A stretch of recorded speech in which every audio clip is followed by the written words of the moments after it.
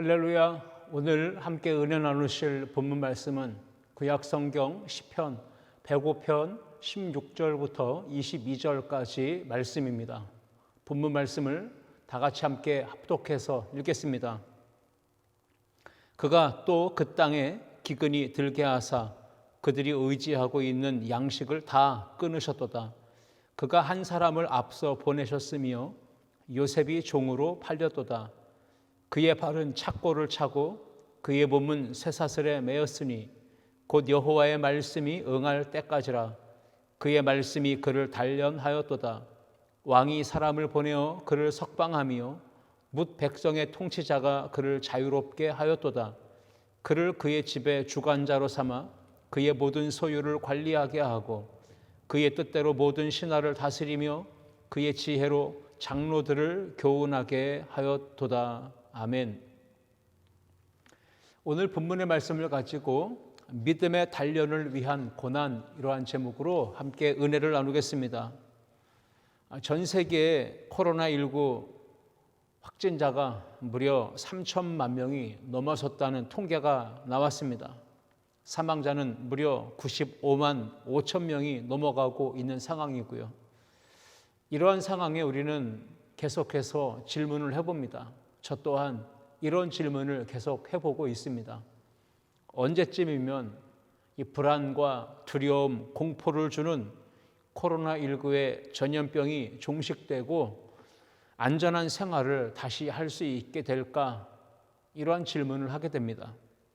언제쯤이면 사회적 거리두기가 완화되고 이제 다 제한이 풀리고 비대면, 비접촉, 언택트라는 말을 듣지 않고 편안하게 다른 사람들과 만나고 우리의 일상이 다시 정상적으로 회복될 수 있을까요?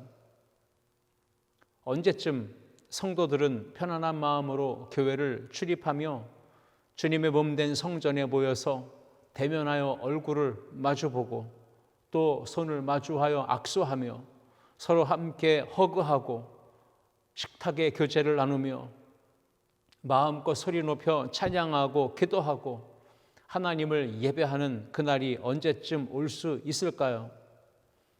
이러한 질문이 계속해서 우리들 마음에 있을 것입니다. 여러 가지 질문들을 계속하는 가운데 오늘 읽은 본문 시편 105편 말씀을 묵상하게 되었고 이 말씀을 통해서 오늘 주일에 함께 은혜를 나누게 되었습니다. 오늘 본문에 나오는 주인공은 요셉입니다. 요셉은 이복 형들의 시기와 질투를 받아서 미움, 질투, 시기로 인해 인신매매를 당하는 것처럼 쇠사슬에 매여 그리고 묶이고 이집트에 내려가는 상인들에게 팔려가게 되었습니다. 노예로 팔려간 이 요셉의 모습을 오늘 본문 시편 105편 18절 이렇게 기록하고 있습니다. 그의 발은 착고를 차고 그의 몸은 쇠사슬에 매였으니. 착고를 찼다, 쇠사슬에 매였다. 이 말은 지금 요셉이 노예가 되어 이집트에 끌려가고 있는 상황을 표현하고 있는 말씀입니다. 그리고 이어지는 19절에서 곧 여호와의 말씀이 응할 때까지라 그의 말씀이 그를 단련하였도다 라고 기록하고 있습니다. 하나님의 말씀이 임하고 그 말씀이 응할 때까지, 하나님의 말씀은 요셉을 정금으로 단련하실 때까지 요셉을 계속해서 고난의 시간을 겪게 하신다라고 하는 뜻이 있습니다. 요셉은 참 억울하게도 고난을 당했습니다. 요셉이 겪은 고난 그리고 시련, 그것은 하나님의 말씀이 성취되고 그 하나님의 말씀이 요셉의 삶에 임하여 요셉이 그 말씀으로 단련을 받고 후에 정금과 같은 믿음으로 나아가게 되었을 때 비로소 요셉에게 임한 고난도 마침표를 찍게 되고 종지부를 찍어 결국 꿈을 꾼 대로 요셉이 애굽의 국무총리가 되는 이러한 이야기를 우리가 다 알고 있습니다. 인생 가운데 불어닥치는 모든 고난과 시련, 이 풍랑에는 반드시 끝이 나는 날이 있습니다. 마침표, 종지부를 찍는 순간이 반드시 올 것입니다. 언제인지는 알 수 없겠지만 하나님의 정하신 때가 있습니다. 단련하시고 연단하시는 시간도 하나님께서 정하여 주셨습니다. 이 시련과 연단을 잘 통과하시면 반드시 고난의 종지부를 찍고 마침표를 찍는 그러한 시간들을 우리가 맛보게 될 것입니다. 우리는 고난의 마침표를 찍기 위해서 종지부를 찍으려면 반드시 겸손한 마음으로 하나님 앞에 기도하면서 하나님이 지금 이 고난을 통해 나에게 들려주시는 말씀, 교훈의 음성을 들을 수 있어야 합니다. 이러한 음성이겠죠. 이 고난의 때에 너는 이 시련과 고난 가운데서 믿음의 훈련과 연단을 잘 받고 있느냐? 하나님이 질문하실 겁니다. 내가 허락한 이 말씀을 가지고 너는 연단, 단련을 잘 받고 있느냐? 이렇게 하나님 물으실 겁니다. 그때 우리는 하나님의 말씀을 잘 듣고 이렇게 믿음으로 반응할 수 있어야 합니다. 하나님, 지금 내게 허락하신 이 시련과 고난을 통해 그 말씀으로 인하여 내가 단련을 잘 받고 있고 빠른 시간 안에 이 고난의 마침표를 찍고 이 시험에 패스하고 통과할 수 있는 은혜를 내게 허락해달라고 우리는 하나님 앞에 더 간절히 기도해야 할 줄 믿습니다. 인생의 고난이 찾아왔을 때 회피하고 도망하고 때로는 마음이 무너져 낙심하고 절망하며 무기력하게 주저앉아서 시간을 지체해서는 절대 안 될 것입니다. 하나님의 말씀이 응하고 그 말씀으로 단련을 받고 결국은 고난의 종지부를 찍을 수 있는 그날을 바라보는 우리 성도들이 되기를 주님의 이름으로 축복합니다. 요셉은 17살에 애굽의 종으로 팔려갔습니다. 그리고 13년의 세월 종살이하며 옥에 갇히며 그렇게 말씀으로 단련을 받았고 그 끝이 결국 30세의 애굽의 총리의 자리에 오르게 된 것입니다. 13년의 세월이 짧다면 짧을 수 있고 또 길다면 길 수 있습니다.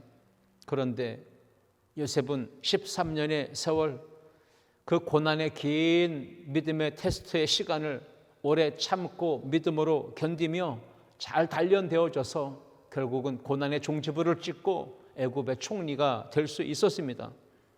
이스라엘 백성들과 요셉의 고난을 비교해 본다면 요셉은 상대적으로 짧은 고난의 시간을 겪었다라고 볼 수 있습니다. 이스라엘 백성은 출애굽한 이후에 광야의 길을 걸어가는데 40년의 세월이 지나갑니다. 출애굽하고 홍해 바다를 기적같이 건너며 날마다 구름 기둥과 불 기둥의 은혜를 체험하고 하늘에서 공급하는 만나와 메추라기를 통해 양식을 얻으며 하나님께서 섬세하게 동행하시고 인도하시는 기적과 은혜를 경험했음에도 불구하고 이스라엘 백성들은 광야에서 40년이라는 긴 세월 동안 훈련받고 단련을 받으며 믿음의 테스트를 통과해야만 했습니다. 그런데 우리가 잘 알고 있듯 이스라엘 백성들 중에 출애굽했던 1세대는 모두 다 믿음의 테스트를 실패했습니다. 불합격했습니다. 여호수아와 갈렙 두 사람을 제외하고 1세대는 모두 믿음의 테스트에 실격하고 40년 동안 광야에서 헤매다가 모두 죽고 말았습니다. 오늘 저는 이렇게 질문을 해보기 원합니다. 믿음의 단련을 위한 고난이 우리의 삶 가운데 다가왔을 때 우리가 이 고난을 신속하게 통과하고 마침표를 찍기 위해서 우리는 어떻게 해야 할까요? 이것이 바로 오늘 설교 내용의 큰 질문입니다. 이 질문에 대해 우리는 세 가지 답을 찾고자 합니다. 첫 번째, 함께 읽겠습니다. 원망을 내려놓고 하나님의 주권을 믿어야 합니다. 아멘. 오늘 본문 시편 105편 16절과 17절 말씀 보시면 그가 또 그 땅에 기근이 들게 하사 그들이 의지하고 있는 양식을 다 끊으셨도다. 그가 한 사람을 앞서 보내셨으며 요셉이 종으로 팔렸도다. 17절 말씀에 기록되어 있는 그는 하나님을 가리키고 앞서 보냄을 받은 한 사람은 지금 쇠사슬에 묶여 종으로 팔려가는 요셉을 의미합니다. 여러분, 실제로는 우리가 알듯 요셉이 애굽의 종으로 묶여 팔려가게 된 이유는 무엇입니까? 형들로부터 시기와 미움과 질투를 받아 형들이 요셉을 죽이려고 했습니다. 그런데 천신만고 끝에 요셉이 구덩이에서 건져냄을 당하고 그 다음에 미디안 상인들에 의해 애굽으로 가게 된 것이죠. 그런데 성경은 무엇라고 이야기합니까? 하나님의 절대 주권과 섭리 안에서 요셉이 애굽으로 앞서 보내졌다라고 기록하고 있습니다. 오늘 이 본문을 통해 우리는 분명한 신앙적 교훈을 하나 얻습니다. 그것은 하나님의 절대 주권입니다. 창조주 하나님의 절대 주권이 만물을 통치하시며 역사를 다스리시고 주관하신다고 하는 이 사실을 우리가 믿어야 한다는 것입니다. 이 세상의 모든 역사, 크든 작든 그 모든 세계의 역사는 하나님의 절대 주권 하에 운행되고 있는 것입니다. 공중에 나는 참새 한 마리가 땅에 떨어지는 것조차도 절대 주권자이신 하나님께서 허락하셔야 가능한 일입니다. 마태복음 10장 29절에 예수님은 이렇게 말씀하셨습니다. 참새 2마리가 한 아사리온에 팔리지 않느냐? 그러나 너희 아버지께서 허락하지 아니하시면 그 하나도 땅에 떨어지지 아니하리라 말씀하셨습니다. 예수님께서 절대 주권자이신 하나님이 우리의 머리털까지도 세신 바 되었다라고 말씀하십니다. 마태복음 10장 30절입니다. 너희에게는 머리털까지 다 세신 바 되었나니, 이 말씀은 하나님은, 우리 아버지 하나님은 우리의 모든 삶에 작은 것까지라도, 나약한 삶의 모습일지라도 그 안에도 깊이 관여하시고 개입하신다라고 하는 뜻이죠. 하나님은 우리의 삶에 지대한 관심을 가지고 계시고 우리의 삶을 주권적으로 다스리시고 통치하고 계신다는 믿음, 이 믿음을 갖기를 주님의 이름으로 축복합니다. 설령 우리 안에 뜻하지 않는 고난과 인생의 문제가 생길 때, 특별히 고난과 시련의 풍파가 거세게 몰아쳐올 때 하나님께 우리는 질문해 보아야 합니다. 하나님, 왜 나에게 이런 고난을 허락하셨는지, 하나님의 계획과 하나님의 뜻은 무엇인지 내게 알려주옵소서라고 기도하며 물어야 될 것입니다. 여러분, 요셉은 자기 자신에게 일어난 모든 일에 대해서 이렇게 이해했고 받아들였습니다. 절대 주권자이신 하나님의 통치가 있다라고 받아들인 것입니다. 이것이 바로 요셉의 위대한 믿음입니다. 요셉이 고난의 때에 근심하고 또 절망하고 누군가를 원망하고 그렇게 시간을 낭비하며 인생을 허비하지 않을 수 있었던 비결이 무엇일까요? 그것은 내 삶 가운데 모든 일들 속에 하나님의 절대 주권이 있다라는 사실, 이것을 요셉이 믿은 것이죠.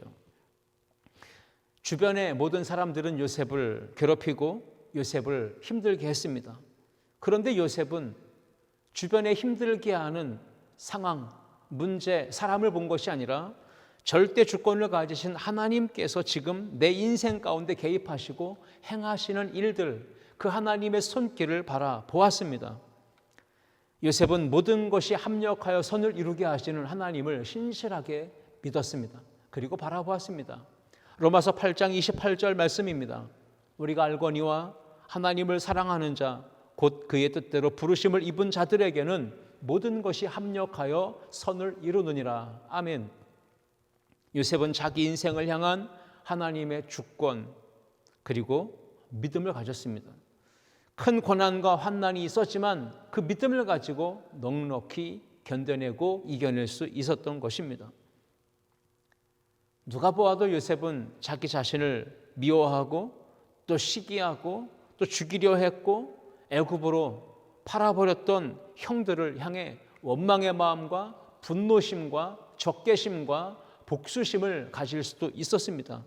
17세 소년의 나이에 낯선 외국 땅에 노예로 팔려가서 종살이하게 되는 것은 얼마나 두려웠을까요?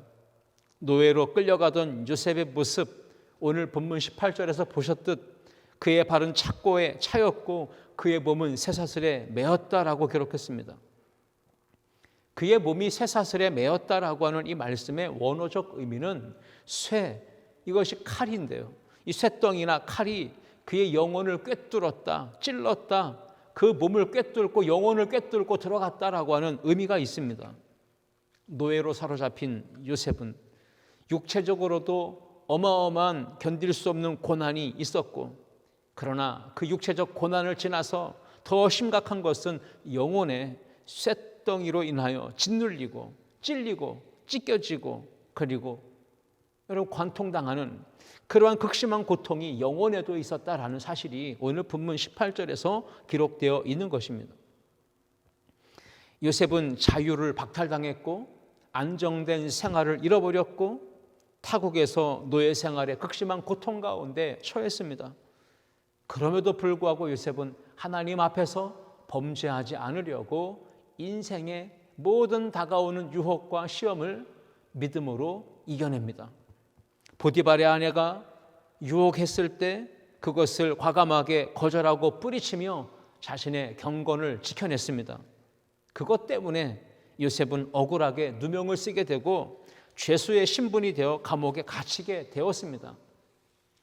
보디발 장군의 아내는 권력을 쥔 남편 찬스를 써서 이 종이었던 요셉이 자신을 겁탈하려 했다, 이렇게 가짜 뉴스를 퍼뜨려서 누명을 씌워 요셉을 감옥에 갇히게 했습니다.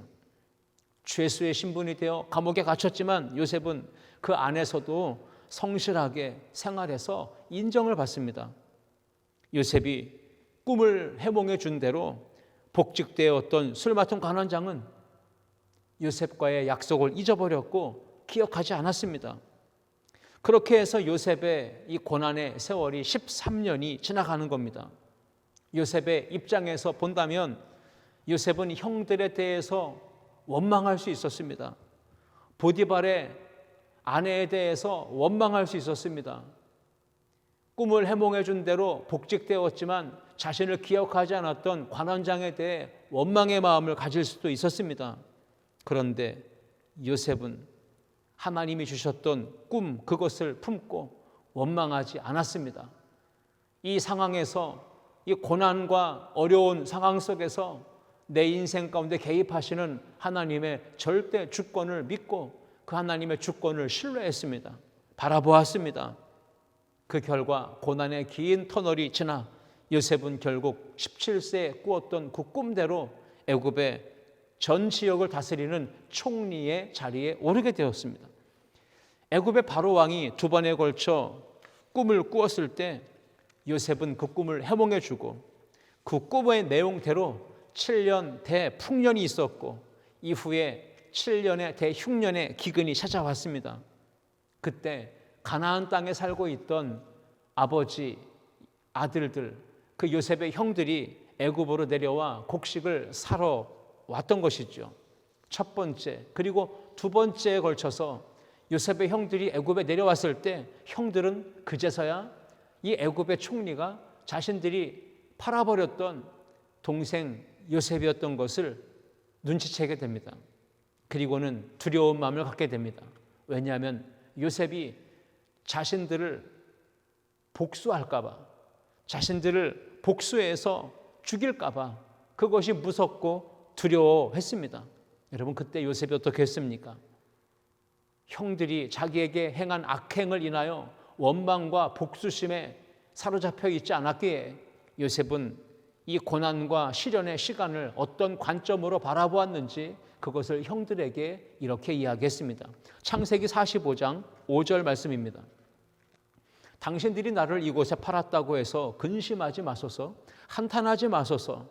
하나님이 생명을 구하시려고 나를 당신들보다 먼저 보내셨나이다 라고 이야기합니다. 요셉은 형들이 자기 자신을 노예로 팔았다는 것을 부정하지 않습니다. 실제적인 사건이었고 분명한 자신의 과거였음을 인정합니다. 그렇지만 형들이 과거에 자기에게 행했던 악한 행실보다도 요셉은 고난과 시련을 통해서 지금 내 삶에 개입하시고 일하시는 하나님의 절대 주권이 있음을 바라보았던 것입니다. 요셉은 하나님께서 많은 사람의 생명을 구원하시려고 나를 먼저 이곳으로 보내셨다라고 해석했던 것입니다. 후에 야곱이 죽습니다. 아버지 야곱이 죽었을 때 또 형들은 두려운 마음에 빠집니다. 이제 진짜 아버지가 돌아가셨으니 저 동생 요셉이 우리에게 해코지할 거다, 복수할 거다, 이런 마음에 두려움을 갖습니다. 그때 요셉은 이렇게 형들을 위로하며 말했습니다. 창세기 50장 20절입니다. 당신들은 나를 해하려 하였으나 하나님은 그것을 선으로 바꾸사 오늘과 같이 많은 백성의 생명을 구원하게 하시려 하셨나니. 아멘. 요셉은 원망에 사로잡히지 않았습니다. 하나님께서 형들의 악행을 선으로 바꾸셨고 하나님의 주권과 섭리 안에서 내가 고난을 당했으나 이 고난과 이 시련의 시간들을 믿음으로 잘 지나고 나니 결국은 하나님의 꿈, 많은 백성의 생명을 이 기근의 재앙에서 구원하여 살게 하셨다라고 요셉은 믿음으로 고백했습니다. 우리에게 적용해 보기를 원합니다. 2020년도 지금 전 세계 가운데 대유행하고 있는 코로나19 바이러스의 재난을 통하여 여러분, 하나님은 어떻게 일하고 계실까요? 하나님의 절대 주권과 섭리는 무엇일까요? 고난과 시련 가운데 혹 지금 우리는 누군가를 원망하고 정죄하고 비판하고 누군가를 향하여 불평하고 원망하는데 몰두하며 시간을 낭비하고 있지는 않습니까? 낙심하고 좌절하고 절망하며 우리 인생을 향한 하나님의 계획을 잃어버린 채 그렇게 삶의 자리에서 주저앉아 있지는 않습니까? 고난과 시련은 반드시 하나님의 섭리와 뜻 안에서 허락된 것입니다. 그 고난과 시련의 목적은 우리의 믿음을 단련하는 것입니다. 우리의 신앙과 우리의 삶을 온전케 만드시고자 하는 하나님의 훈련의 도구입니다. 고난은 믿음의 테스트입니다. 그러므로 원망하기보다 고난의 때에 하나님의 주권과 선하신 통치하심을 바라볼 수 있어야 합니다. 그럴 때 이 고난이 빨리 지나갈 것이고 이 고난의 종지부를 찍을 수 있게 되는 것입니다. 그러므로 아름다운 교회 모든 성도들이 믿음의 단련을 위해 주어진 이 고난의 테스트를 속히 통과하시도록 원망하기보다 하나님의 절대 주권과 섭리를 바라보는 믿음의 눈이 열려지기를 주님의 이름으로 축원합니다. 두 번째, 함께 읽겠습니다. 절망을 뛰어넘는 하나님의 임재를 누려야 합니다. 창세기 37장을 보시면 요셉은 두 번의 꿈을 겹쳐서 꾸게 됩니다. 그리고 그 꿈을 가족들, 특히 형제들에게 이야기했습니다. 창세기 37장 9절을 봅니다. 요셉이 다시 꿈을 꾸고 그의 형들에게 말하여 이르되 내가 또 꿈을 꾼즉 해와 달과 11별이 내게 절하더이다 하니라. 요셉은 자신이 두 번의 꿈을 꾸었는데 그 꿈의 내용이 무엇을 의미하는지 정확하게는 알지 못했을 겁니다. 그런데 그 꿈을 가족에게 이야기했을 때 가족들은 그 꿈의 내용을 해석을 해줍니다.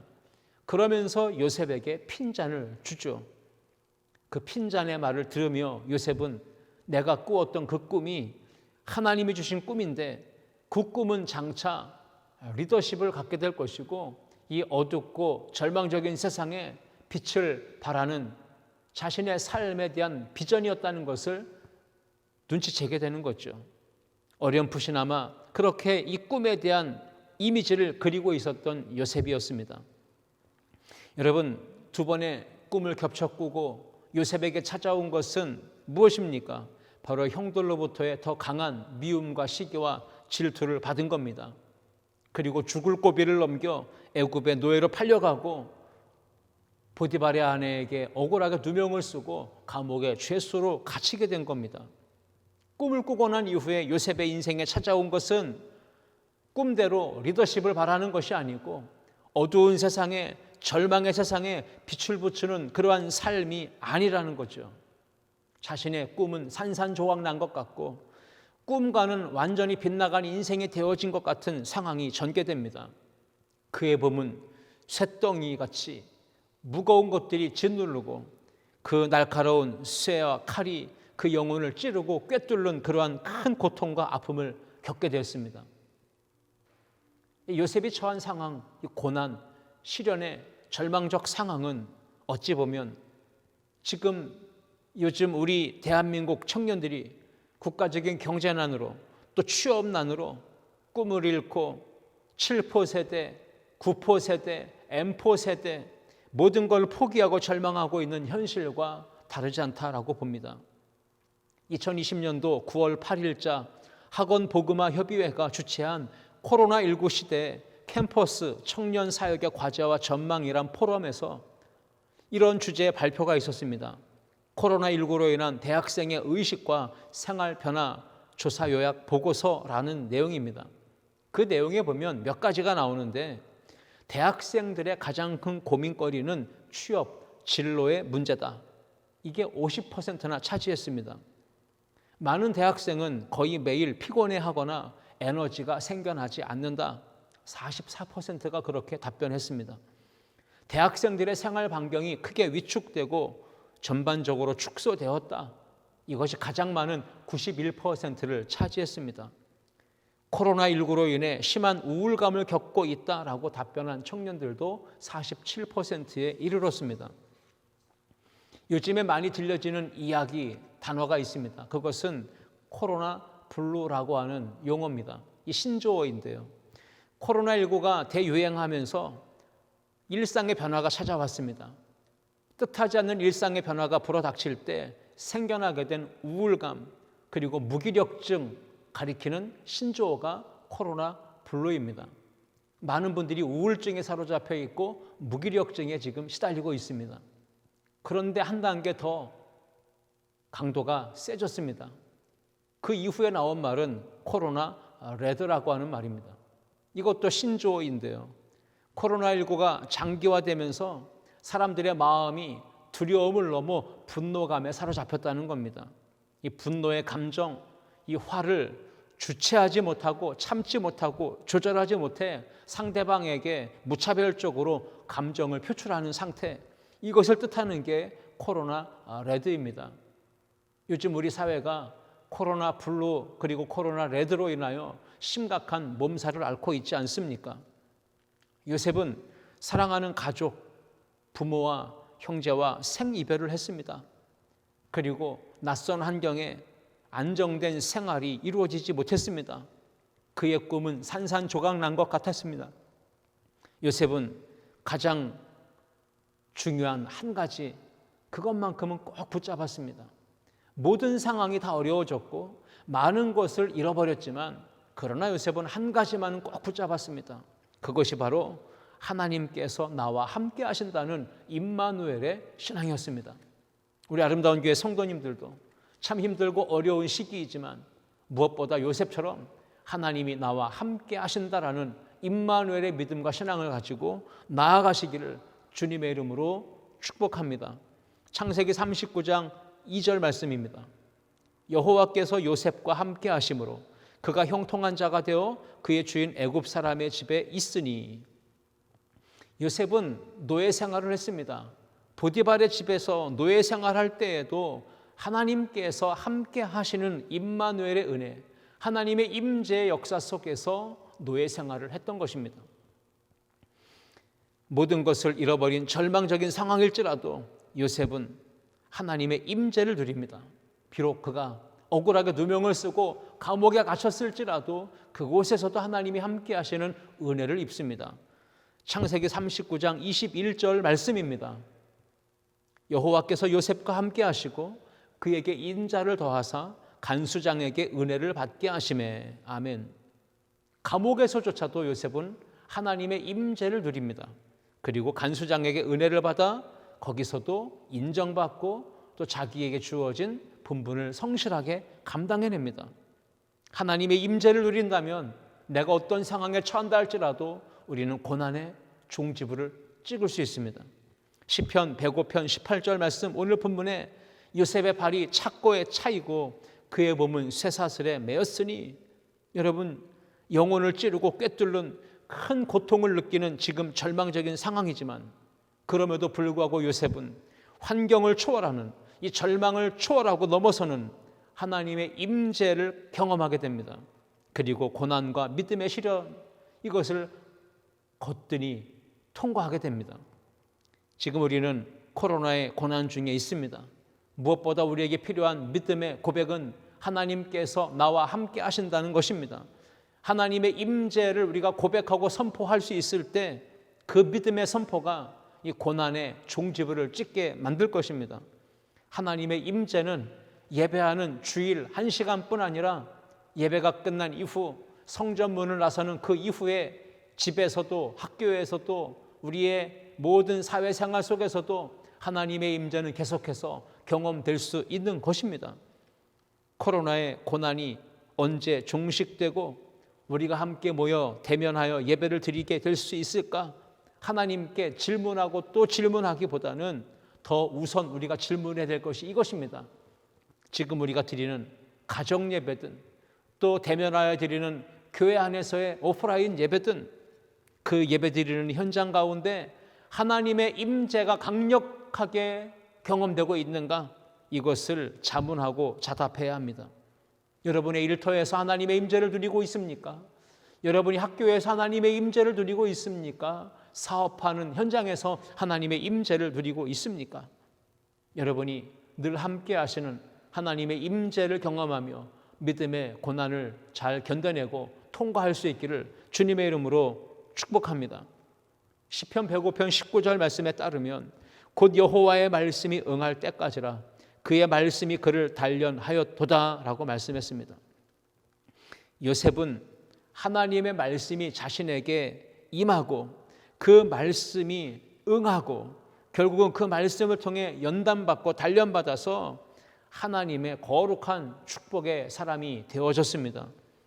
쇳덩이가 용광로 속에 던져져야 들어가야 단련되어야 온갖 불순물과 찌꺼기가 제거되고 강철이 되어 나올 수 있듯이 요셉은 하나님의 말씀의 용광로 속에서 단련됨을 경험했고요. 그 말씀을 통해 온전한 믿음의 사람으로 나아올 수 있었습니다. 예수 그리스도를 믿는 모든 성도들에게는 말씀이 주어지고요. 그 말씀은 우리의 인생을 단련하십니다.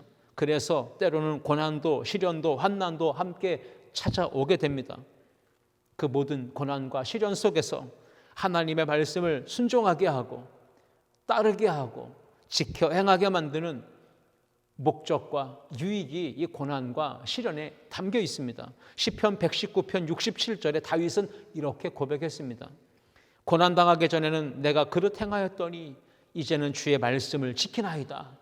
고난을 통해서 비로소 하나님의 말씀을 지켜 행하는 믿음의 사람이 된다는 겁니다. 그래서 고난당하는 것이 내게 유익이다라고 고백할 수 있었던 것입니다. 여러분, 지금 우리가 예배하고 기도하고 있습니다. 그럼에도 불구하고 우리는 일상 속에서 누군가와의 대화의 시간이 있으면 입을 열어서 어려운 고난을 이야기하고 지금 내가 당하고 있는 시련을 이야기하고 환경의 문제를 말합니다. 여러분, 그렇게 시간을 보내며 대화하고 있을 때 하나님의 말씀을 우리가 잊어버릴 때가 있습니다. 다른 사람과 만나 고난과 시련과 어려움과 문제를 이야기하면 그것으로 끝나면 넋두리에 불과합니다. 푸념에 불과합니다. 듣는 사람이나 말하는 자기 자신도 더 큰 무거운 짐이 생겨납니다. 마음이 기쁘지 않습니다. 그래서 우리는 모일 때마다 우리 성도들은 교회에 모이든 가정에 모이든 어디서 모이든지 그 모임의 목적이 분명해야 합니다. 거센 코로나의 폭풍이 지금 우리의 삶 가운데 몰아닥쳐왔지만 나와 가정과 교회와 이 나라와 민족 가운데 지금 하나님께서 들려주시는 말씀이 무엇인지 그것을 찾는 것이 바로 우리가 모이는 목적입니다. 교회로 모이고 가정 예배로 모이는 이유는 하나님의 음성을 듣기 위해서입니다. 이 시대에 들려주시는 하나님의 음성을 듣기 위해서, 그리고 그 말씀 가운데 내가 지금 어떻게 연단받고 있는지, 단련되고 있는지 그것을 함께 나누는 시간이 바로 예배하는 시간이고 성도가 모이는 시간이 되어야 하는 것입니다. 여러분, 그런데 놀라운 사실이 한 가지가 있죠. 요셉이 하나님께 나아가 말씀을 찾고 구하기 전에 하나님이 먼저 요셉의 인생 가운데 말씀으로 찾아오셨다는 사실이죠. 우리가 고난 가운데 하나님께 나아갈 수 없습니다. 어려움 가운데 주저앉을 수 있습니다. 그러나 하나님께서 먼저 우리의 삶의 고난의 현장에 찾아오시고 말씀해 주시고 그 말씀으로 단련하시고 그 말씀이 성취되는 하나님의 은혜를 허락해 주십니다. 그래서 지금 직면하고 있는 이 고난을 거뜬히 뛰어넘어가고 고난의 종지부를 찍게 하신다라는 말씀입니다. 오늘도 요셉의 인생에 먼저 찾아가시고 말씀하시며 그 말씀으로 단련하시고 하나님의 임재 안에 모든 고난을 이겨냈던 요셉과 같은 아름다운 믿음의 삶을 저와 여러분에게도 하나님께서 허락하여 주시기를 간절히 축원합니다. 마지막 세 번째입니다. 믿음의 단련을 위한 고난의 테스트를 속히 종지부를 찍고 여러분 믿음의 승리를 거두기 위해 우리가 해야 될 것은 무엇일까요? 우리 셋째 함께 읽겠습니다. 믿음의 단련을 통해 축복의 통로가 되어야 합니다. 아멘.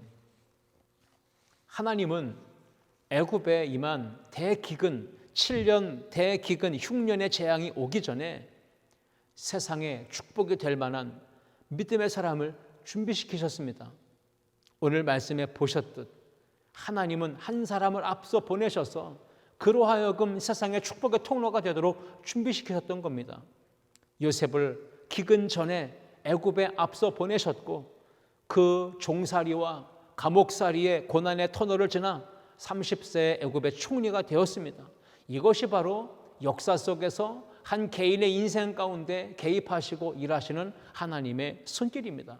하나님이 왜 그렇게 개입하시고 일하셨습니까? 목적은 세상 가운데 축복의 통로가 되게 하시려는 뜻이 있습니다.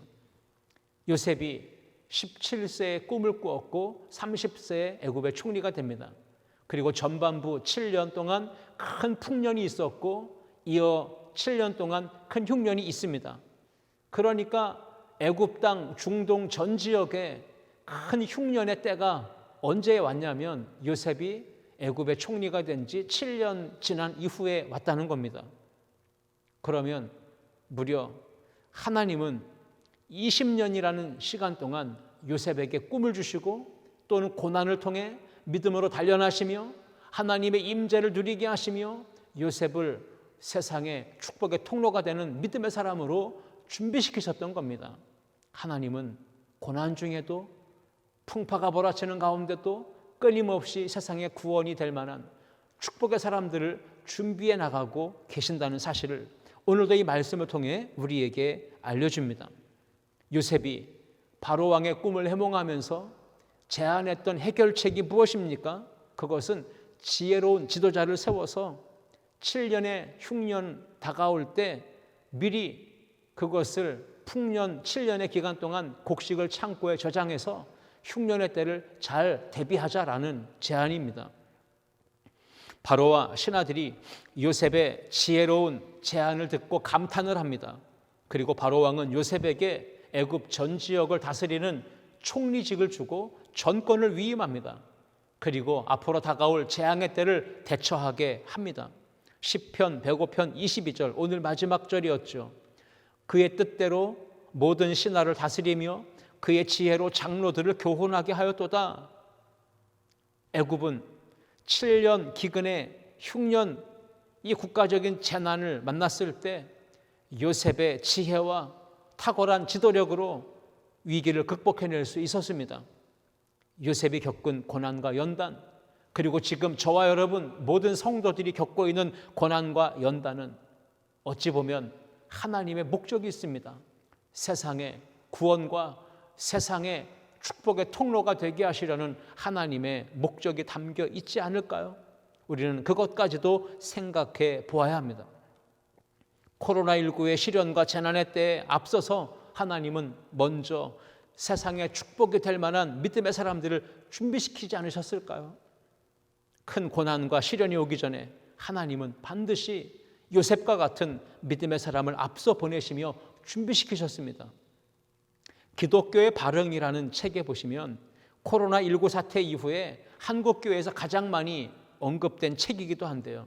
그 책의 내용은 이렇습니다. 주후 260년경 로마 제국의 역병이 창궐할 때 기독교인들, 초대 교회와 그리스도인들은 몸을 사리지 않고 아픈 자를 도맡아 필요를 공급하고 섬겨주었습니다.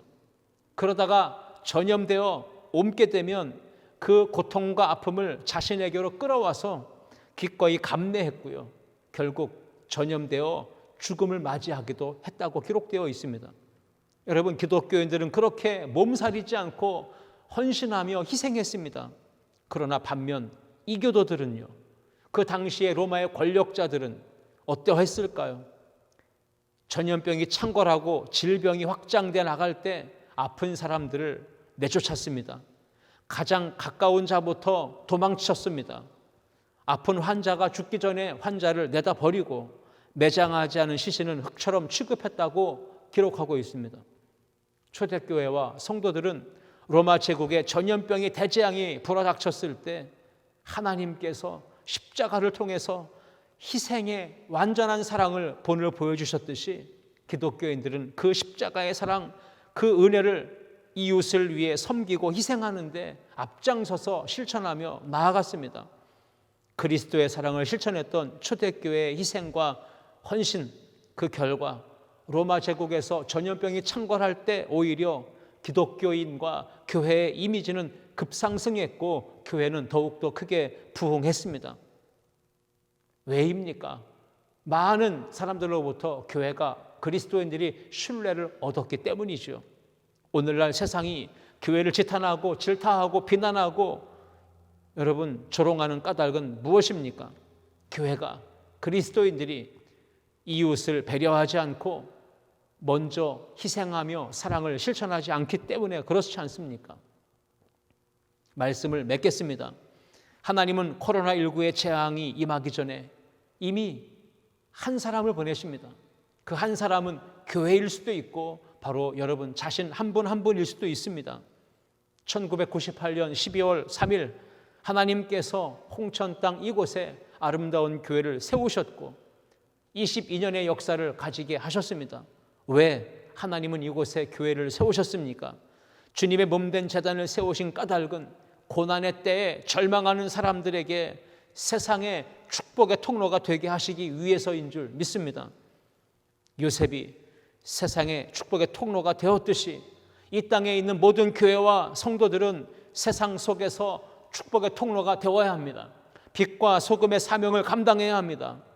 하나님이 주신 영적인 지혜와 지도력으로 고난 가운데, 절망 가운데, 기근과 재난 가운데 있던 많은 생명을 구원했던 요셉처럼 우리도 이 고난 가운데 놓인 이 세상 가운데 축복의 통로로서 해결책을 제시하고 직접 문제 해답이 되는 삶을 살아가야 할 줄 믿습니다. 말씀이 응하고 그 말씀으로 단련받고 삶 속에서 하나님의 임재를 누리며 이웃에게 사랑과 또 배려를 실천하며 고난의 때, 위기의 때 하나님의 축복의 통로가 되어 이웃에게 위로와 소망을 주는 이 시대의 모든 성도들, 요셉과 같은 하나님의 사람들이 다 되실 수 있기를 주님의 이름으로 축원합니다. 기도하시겠습니다. 하나님 아버지 감사합니다. 모든 성도들 고난의 때에 요셉처럼 살게 하시고 그 절망하는 이웃에게 위로를 주고 소망을 주는 이 시대의 요셉들이 되어지게 하여 주옵소서. 그렇게 되려면 원망을 내려놓고 하나님의 절대 주권을 신뢰하게 하옵소서. 절망을 뛰어넘어 하나님의 임재를 경험하고 누리며 살게 하여 주옵소서. 믿음의 단련을 통해서 이 세상 속에 축복의 통로가 되어 해결책을 제시하며 해답이 되어지는 삶을 살아가게 하여 주옵소서. 모든 영광과 찬송을 주께 올려드리며 살아계신 예수님의 이름으로 기도하옵나이다. 아멘.